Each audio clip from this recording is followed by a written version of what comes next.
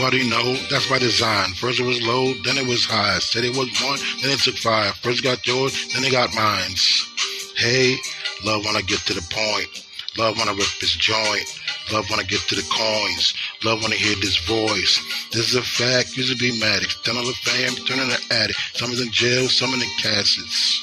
Hey, first they want to put him in the bed. Then they want to put him in the grave. Then they want to put him in the slave. Then they want to put him in the dead.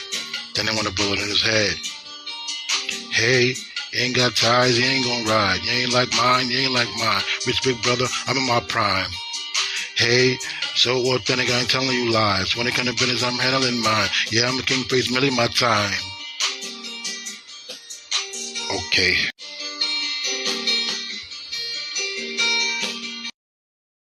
We are in the information age on Do You Know Your Value page.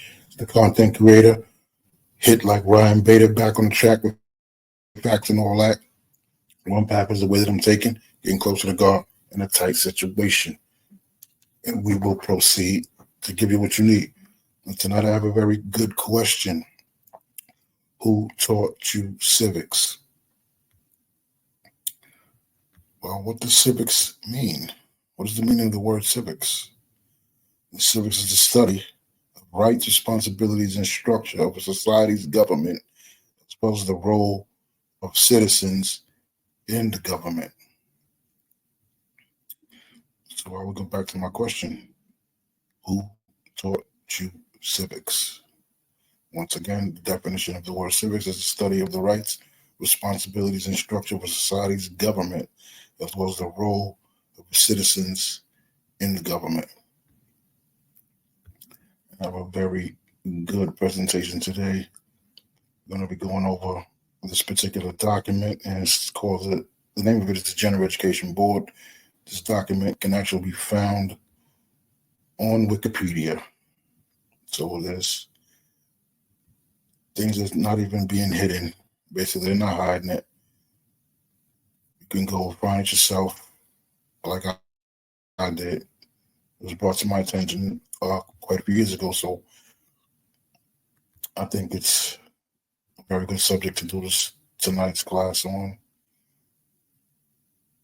And it reads, the General Education Board was a private organization which was used primarily to support higher education and medical schools in the United States and to help rural white and black schools in the South, as well as modernize farming practices in the South.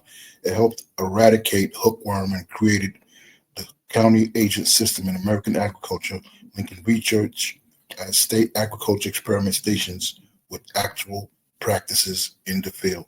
The board was created in 1902 after John D. Rockefeller donated an initial $1 million, equivalent to $32,215,400 in 2023, to its cause. The Rockefeller family would eventually give over $180 million to fund the General Education Board. Prominent member Frederick Taylor Gates envisioned the country school of tomorrow, wherein young and old will be taught in practicable ways how to make rural life beautiful, intelligent, fruitful, recreative, healthful, and joyous. By 1934, the board was making grants of $5.5 million a year. It spent nearly all of its money by 1950 and closed in 1964. And as you can see, this was a private organization giving money to public schools, basically, to help fund the public schools for white and black students. And it was just in a particular part of this document that I wanted to read was the philosophy, which I found very interesting. The words in this, from the words here, you could tell why the people don't know civics. It's obvious that the people were dumbed down. And the philosophy reads, in our dream, we have limitless resources, and the people yield themselves with perfect docility to our molding hand. The present educational conventions fade from their minds, and unhampered by tradition, we work our own goodwill upon a grateful and responsive rural folk. We shall not try to make these people or any of their children into philosophers or men of learning or men of science. We have not to raise up from among them authors, editors, poets, or men of letters. We shall not search for embryo great artists, painters, musicians, nor lawyers, doctors, preachers, politicians, statesmen, of whom we have an ample supply. The task we set before ourselves is a very simple as well as a very beautiful one, to train these people as we find them to a perfectly ideal life just where they are. So we will organize our children into a little community and teach them to do in a perfect way the things their fathers and mothers are doing in an imperfect way in the homes, in the shops, and on the farm. So obviously you can see that the educational system was taken over by some rich guys, and their purpose was to dumb down the population. So this is why civics is basically not taught in school. They might mention it, but it's definitely not taught. Civics is one of the things they do not teach in school. And what's crazy about that is that school is compulsory. So the people are forced to send their children to school. For those who don't know what the word compulsory means, the word compulsory means required by law or rule, statutory, enforced. So people are forced to send their children to schools where they are not going to get the education that they need. They're definitely not going to be taught civics and how the structure of society's government operates.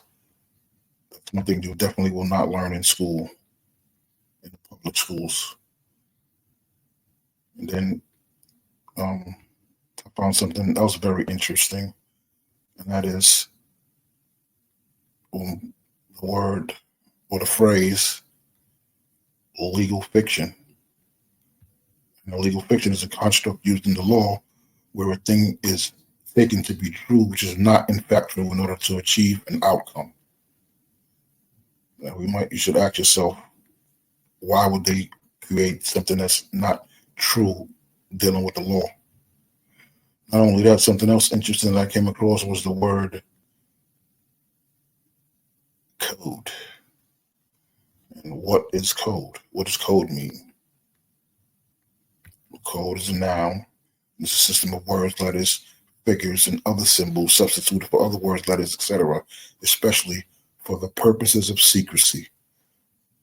So there you got the zip code, you got the Uniform Commercial Code, you got the United States Code, you got the Code of Federal Regulations.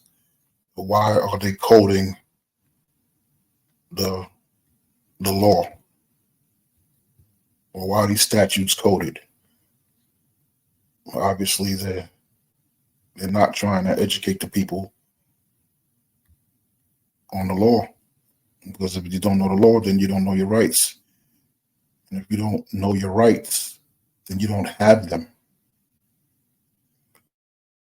If you don't know your rights, then you don't have them. And with that, I'm going to say peace and blessings. And don't you dare go testing. Later.